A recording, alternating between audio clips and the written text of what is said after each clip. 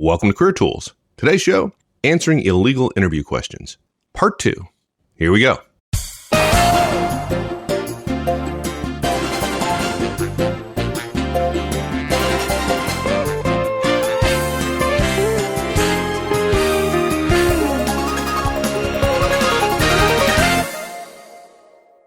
If somebody asks you an illegal question, you think it's an illegal question, you've tried not to ascribe some kind of malicious intent to it. Right. You don't even think about it. You don't even think about it. And that kind of leads to the next point, which is if you've done all that, then answer the flippant question. Yeah. Look, you don't even have to do all this thinking. Our recommendation to you is forget about illegal questions. Forget about them. Answer the question. Get the offer. Okay. Answer the question which is asked. No matter what the question is, folks, we don't care. Answer the question. And let me say it this way. If it is an illegal question, and I suppose there's a manager out there who says, you know what, I'm going to ask an illegal question. He's never going to sue me. He's going to stumble. He's going to mess up the rest of the interview. And if you want to call their bluff, answer the question directly and specifically. That's how I always felt about it. And that's my secondary fallback position after. I want the offer. If it's a question that I may not know the answer, I may not understand why he could get away with asking it, I don't care. I'm going to answer it truthfully so that I can get past it, right? If you're asked if you're married, say yes if you are, and then tell them the age of your kids. If they ask about your pregnancy status, tell them what yours is. Now, look, yeah, that's a stupid question. Okay. It's wrong, right? It may be actionable, though I promise you folks, actioning these things is miserable. It's awful. But again, the point I made earlier about grace on both sides of the court, here's the thing. You want them to forgive you some of the stupid things, some of the stupid mistakes you make. So forgive them a little bit. Okay. So you answer the question. And I really like the guidance here. This is Wendy's guidance about if they ask if you're married, say yes, and then tell them the age of your kids. Because the age of the kids is another area that they're not supposed to get into, right? You can't discriminate based on someone's family status. But when you say, yeah, I'm married, I have 3 kids, you're saying, I'm acting as if your question was not illegal or discriminatory. There's a great bit in the movie, the Harrison Ford movie, I was going to say Patriot Games, but actually it may be Patriot Games. It's the one where he goes to South America. I'm about to say the Tom Clancy movie where he's a CIA guy's advisor to the president. And when one of the president's friends is implicated in a drug cartel operation, which is terrible for the president, they say that he's in the White House meeting and everybody's saying, well, we have to deny it, or what do we say, or how do we do it? And he says, and Jack Ryan says, Harrison Ford playing Jack Ryan says, no, you don't deny it. You admit it. You say, when people ask, was he your friend? Say, yes, he was a good friend. He was a good friend? Yeah, great friend. A great friend? Yeah, lifelong friend. And you're being so open about it that people are so stunned, you're acting as if it's not a problem and they're looking for drama and you're saying there is no drama. If they're asking you about family and they have ill intent and you say, oh yeah, I'm married, I have 3 kids. That's just you saying, this is a totally polite conversation. I'm denying that you would, in fact, do something illegal or a gray area.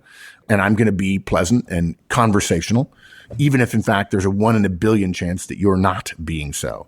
And the fact is that will serve you brilliantly, because if you can do that, it comes across so naturally. It encourages friendly, polite conversation. Okay. Now, there's a strange thing about interviews. Recruiters have hundreds of stories. Every recruiter in the world has hundreds of stories about the downright weird answers candidates give to questions and the odd things they do. But here's the funny thing. Nobody ever confesses to giving a strange answer or being the one who opened the wrong door or tripped up the stairs or put their pipe in their pocket while it was lit and then discovered their coat pocket was on fire, or that said, I can answer interview questions through my headphones, right? My earbud headphones, right? So it doesn't make sense that no one cops to doing these stupid things, but recruiters say all the time, oh, you won't believe what this person did. So you might be the one who says something odd or trips over their words or pushes the flip chart, the easel over when giving a presentation. And if you are, you're going to want the interviewer to forgive you. So if he speaks without thinking, forgive him, please. And here's the thing. After you've directly answered the question, try and address the concern the manager may have, which is causing him to ask this question. If he asks, are you married? Say, I am. It's great. I'm lucky my spouse is very supportive of my career.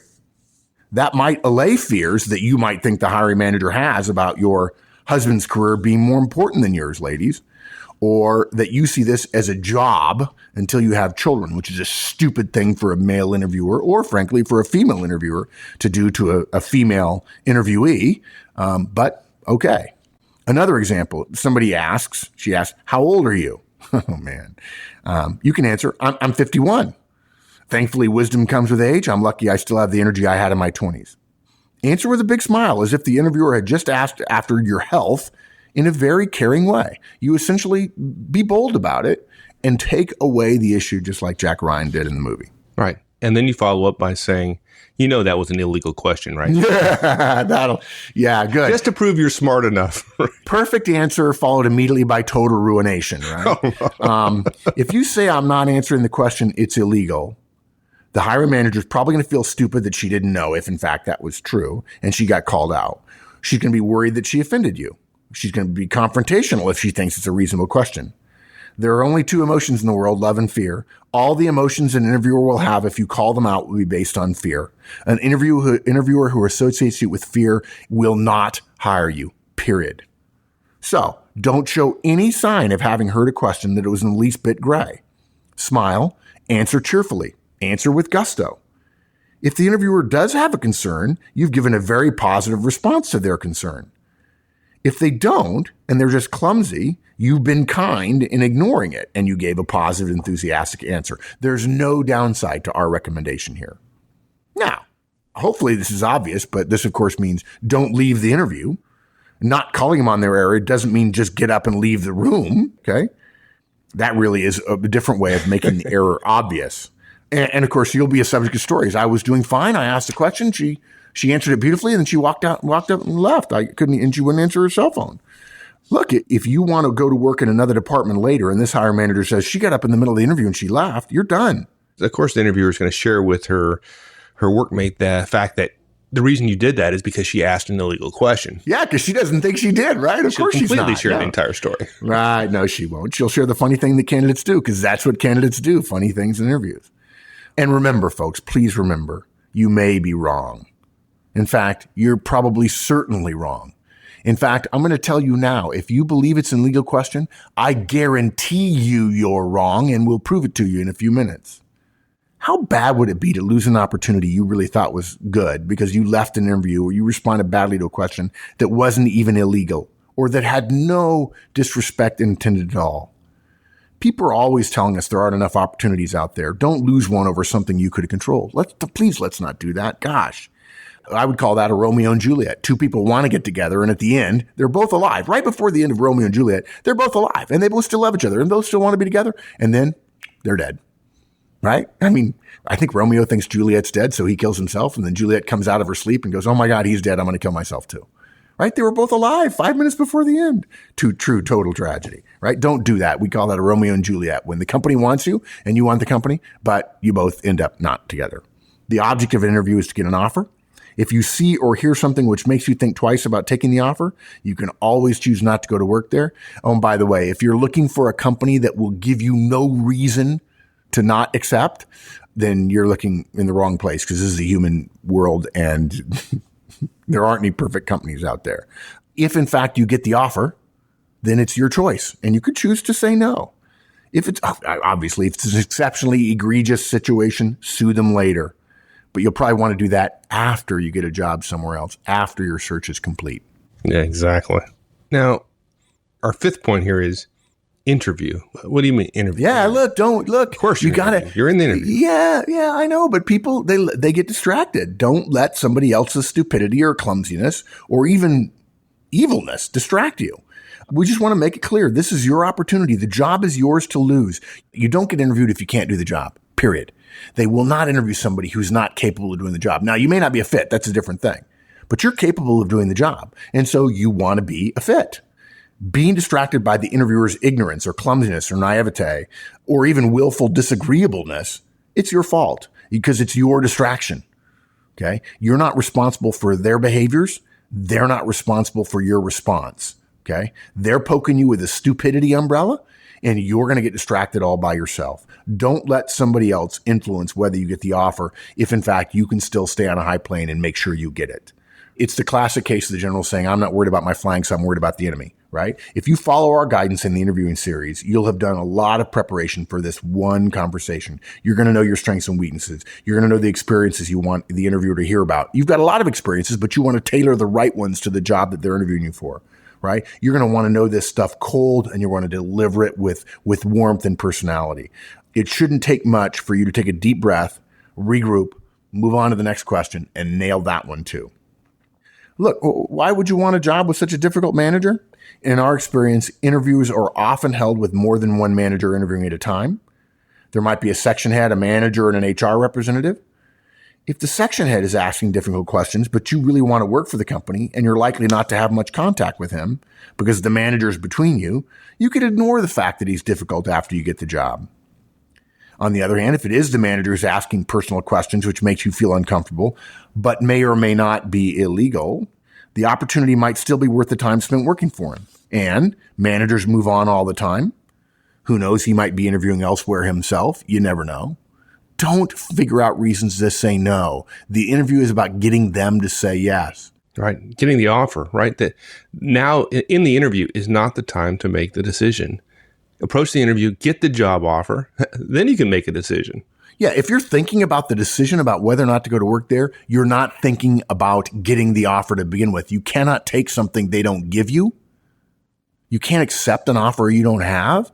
And if in fact you start thinking about accepting or declining, you're not thinking about how do I best position myself to get an offer to begin with. They've got to give you the offer first. Worry about deciding later. Okay. You're already thinking about your interview preparation, how that fits the question. You're trying to develop a relationship. You're trying to address any concerns. That's a full-time job.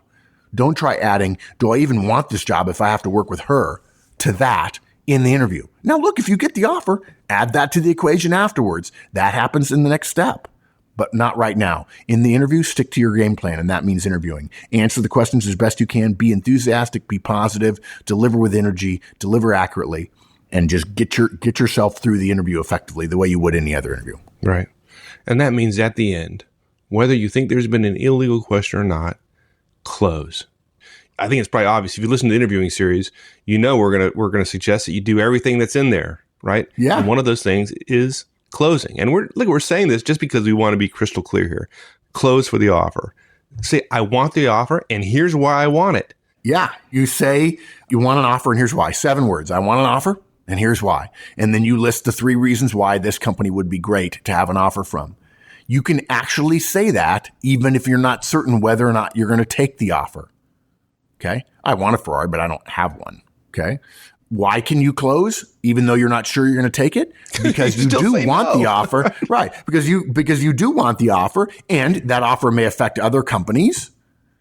And you want to find out what the salary is, and there are several different positions you're looking for, and one of them is interesting, one is less so. But you can say no to an offer. Believe me, there is a case to be made that the definition of an offer is the moment control passes from the company to the candidate. If you don't feel you're in control, in other words, if you don't feel you could say yes and they would have to give you a job, then you don't have an offer. The moment you say yes and they then give you the job is the moment you're in control. So get in control, get the offer. And it's okay. In the same way that they're interviewing 10 other people and they're comparing you to all 10, you're interviewing with 10 other companies perhaps, and you're comparing them. And you may love this job and think, I could totally go to work here, and then ended up going to work somewhere else. I remember when I went to work at Procter & Gamble, I had an offer from Southeast Bank in Miami. I had an offer from Nalco Chemical, and the people at Nalco were just some of the neatest people I've ever met. I had such a great interview, and they were so sorry that I went to Procter & Gamble. And Procter was a great choice for me, and I could have totally loved Nalco. I totally could have. And I would have been totally happy there. And I still said no, and I went for the offer. That's a good thing. It's good to have an embarrassment of riches, to have more than one offer. And the way you do that is interview as if you want one badly. Yeah. Now look, if everybody else you meet is scrupulous and lovely, don't judge the entire organization for one idiot that's there. Yeah, if it was an ugly pattern with this one person and he'd be your boss and you don't think the opportunity is worth it, okay, say no. We respect that completely. We're glad you got in a situation where you got an offer and then you were smart enough to recognize that the analysis of an offer is different than the process of getting it. They're two different things. And if it's bad enough, it's really bad enough, sure, tell HR about it. Okay. But the chances of that are 1 in a million. Yeah. Now, you said earlier that people will be a little bit surprised about what's legal and what's not. So you give us some guidance there. Yeah, this will always be one of my favorite parts of any cast. Well, first of all, we can't give specific guidance. I'm going to disappoint some people here. We can't give specific guidance on what's legal and what's not, because we have listeners in 186 countries and territories, and what's legal in one country is not in another. Folks, I promise you, in the U.S., if you're a U.S. manager and you're interviewing, or if you're just a candidate interviewing, and you think U.S. Employment law is complex, you know nothing. The U.S. employment law is probably the least onerous and difficult compared to other places in the world. And look, frankly, we hope people will be listening to this cast in 20 years. I know people laugh at us for trying very hard, but in a world that's as temporal as the world is today, we really shoot for timeless casts and not timely casts, right? So in 20 years, who knows what'll be legal then? We can give you a guide to how the law works. Most laws are fundamentally structured this way, but the protected classes in different places are different. Okay. So some general overview here. Okay. If you apply for many government jobs, you're going to be given an application form and a sheet which asks for ethnic background, age, disabilities, and a host of other questions, which in general you would think would be illegal. And you'd ask yourself, why is the government agency allowed to ask them? It's not, as many people think, that they have an exception because they're the government. In fact, most government agencies, in our experience, follow the letter and the spirit of the law and go further than most commercial enterprises in this regard. And here is the nub for all of you that you've got to learn. This is the dirty little secret that every candidate, very few candidates know. In fact, I would argue the only people who know this are HR people and recruiters and interviewers. And the answer is this, folks: no interview question is illegal. Period. I'm going to say that again. No interview question is illegal. We call this illegal interview questions because we know our audience, and we know that you think there are illegal interview questions. There are not any illegal interview questions in the world. Period. None. Okay? Asking the question is not illegal. What's illegal is gaining information from a question which you use to discriminate based on a law that says you cannot discriminate based on information about age or sex or religion or something like that. So it's not illegal for the government to ask. As long as the agency or the company or the government asks every candidate their ethnic background, but doesn't make hiring decisions based on that information, they're fine. What normally happens is that information sheet doesn't have your name on it, just the identification for the job. It's separated from the rest of your information in a lot of places almost as soon as you submit it, and it's entered into a database. The results are amalgamated and they're aggregated and used to make sure that the agency is attracting a wide range of candidates and to make sure that there are not patterns that are happening relative to hiring unrelated to one particular case. I'm telling you again, no question is illegal. In order for you to be in an interview and to believe that a question is legal, first of all, you're wrong. You have to assume intent to discriminate on the part of the company.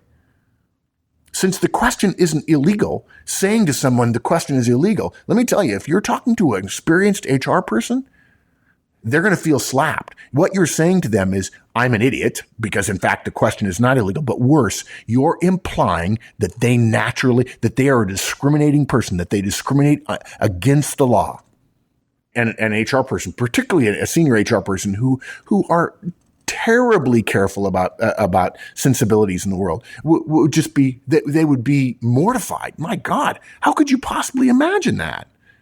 So, as an interviewee, right, the important thing to remember about interview questions and legality: it is illegal for an employer to recruit new employees in a way that discriminates against them because of a selection for their race, color, religion, creed, gender, pregnancy, national origin, age, disability, genetic information, sexual orientation, ethnicity, political affiliation, mother tongue, citizenship, medical conditions, gender identity, marital status, military veteran status, use of legal drugs, height, weight, socioeconomic class. It is not illegal to ask questions about those issues. And I can just bet that there are 1,000, if not 10,000 U.S. managers right now going, that was a long list. I didn't know some of those things were on the list.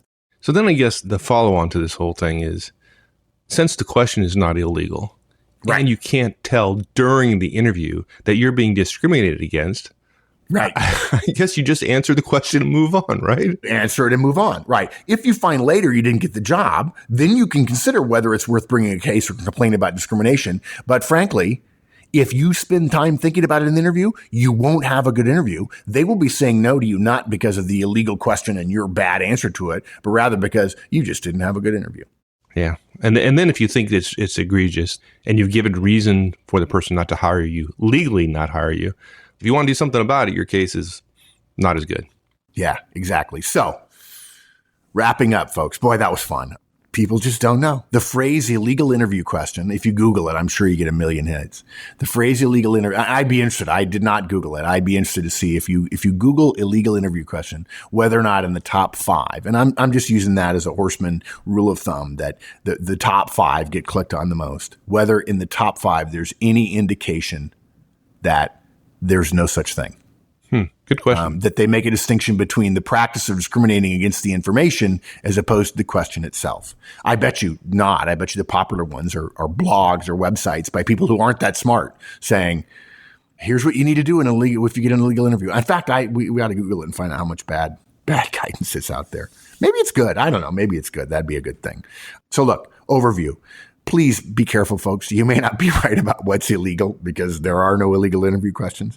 Please don't assume ill intent. This just doesn't happen that often, at least at first. You got to answer the question. Don't call them on their error. Let it go.